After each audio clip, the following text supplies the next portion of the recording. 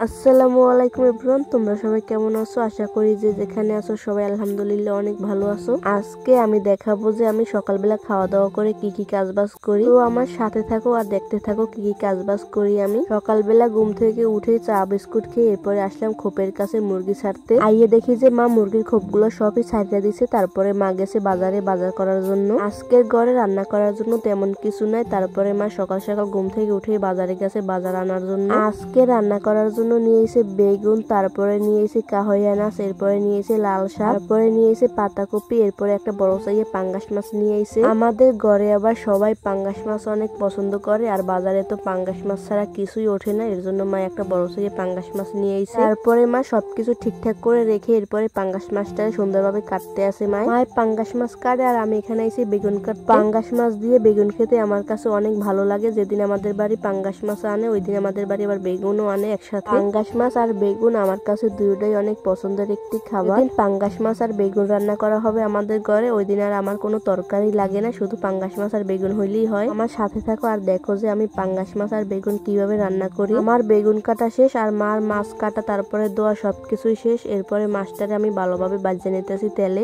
এপিট ওপিট করে মাছটারে আমি ভালোভাবে বাজিয়ে নিতেছি তেলে। আমার মনে হয় যে পাঙ্গাস মাছ বেশি কড়া করে বাজি করলে খেতে অনেক ভালো লাগে। ভাজা শেষ, এরপরে একটা কড়াই ভিতরে দিয়ে দিয়েছি পেঁয়াজ কুচি, রসুন কুচি, লবণ, তারপরে তেল দিয়ে ভালোভাবে উছলে নিতেছি পেঁয়াজটা। পেঁয়াজ ভাজা শেষ, এরপরে 1 কাপ পরিমাণে দিয়ে দিয়েছি পানি, যাতে পেঁয়াজটা না পুড়ে যায় এর জন্য। পানি দেওয়ার পরে দিয়ে দিয়েছি 1 চামচ হলুদের গুঁড়া, এরপরে দিয়ে দিয়েছি মরিচের গুঁড়া। এখানে 3-4 চামচের মতো মরিচের গুঁড়া দিছি। পাঙ্গাস মাছ তারপরে বেগুনের ভিতরে বেশি মরিচ দিলে খেতে আমার কাছে অনেক ভালো লাগে। আমার আবার জাল জাল তরকারি খেতে অনেক ভালো লাগে। এরপরে আমি ভালোভাবে কষাই নিতেছি মশলা। কষাইয়ে নেওয়ার পর এরপরে দিয়ে দিছি পরিমাণ মতো পানি। গুনে তো অল্প একটু পানি হইলেই হয়, তারপর আমি একটু বেশি পানি দিয়ে দিছি এখানে। পানি দেওয়ার পরে পানিটা যখন গরম হয়ে গেছে এরপরে দিয়ে দিছি অল্প অল্প করে বেগুনগুলো। বেগুন দেওয়া শেষ, তারপরে যে মাছগুলো আমি বাজিয়ে রাখছিলাম ওই মাছগুলো দিয়ে দিছি বেগুনের উপরে। মাছ দেওয়া শেষ, এরপর আমি একটা ঢাকনা দিয়ে ডেকে দিব পাতিল। তারপরে আমি বেগুন আর মাছ একেবারে পোড়া পোড়া করে বেজে নিব। যখন গ্রান ছুটবে তখন আমি পাতিল উঠিয়ে ফেলবো। মাছ আর আলু দিয়ে বেগুন রান্না করা শেষ। এখন আমি রান্না করবো আলু আর লাল শাক ফোড়ন দিব। লাল শাক আর আলু ফোড়ন দেওয়ার জন্য একটা পাতিলের ভিতরে নিয়ে নিয়েছি পানি, এরপরে কিছু আলু দিয়ে দিছি সেদ্ধ করার জন্য। আলুগুলো আর আমি এখন হাফ সেদ্ধ করবো, এর জন্য একটা ঢাকনা দিয়ে ডেকে দিলাম। তারপরে যখন আলুগুলো হাফ সেদ্ধ হয়ে গেছে এরপরে ঢাকনা উঠে আমি লাল শাকগুলো দিয়ে দিছি পাতিলের ভিতরে। শাক দেওয়ার পরে এখানে 4টে শুকনো মরিচ দিয়ে দিছি, তারপরে দিয়ে দিছি অল্প পরিমাণে লবণ। সবকিছু দেওয়ার পরে আমি আবার ঢাকনা দিয়ে ডেকে দিলাম পাতিল। ডেকে দেওয়ার পরে আবার কিছুক্ষণ পর পর আমি পাতিলের ঢাকনা উঠে আবার লেড়ে ছেড়ে দিলাম শাকগুলো, যাতে শাক আর আলু ভালোভাবে সিদ্ধ হয়ে যায়। এর জন্য আমি বারবার করে লাড়াই চাড়াই দিতেছি। পরে যখন শাক আর আলু সিদ্ধ হয়ে গেছে এরপরে একটা উঠে দিয়ে ভালোভাবে গুড়িয়ে নিতেছি শাক আর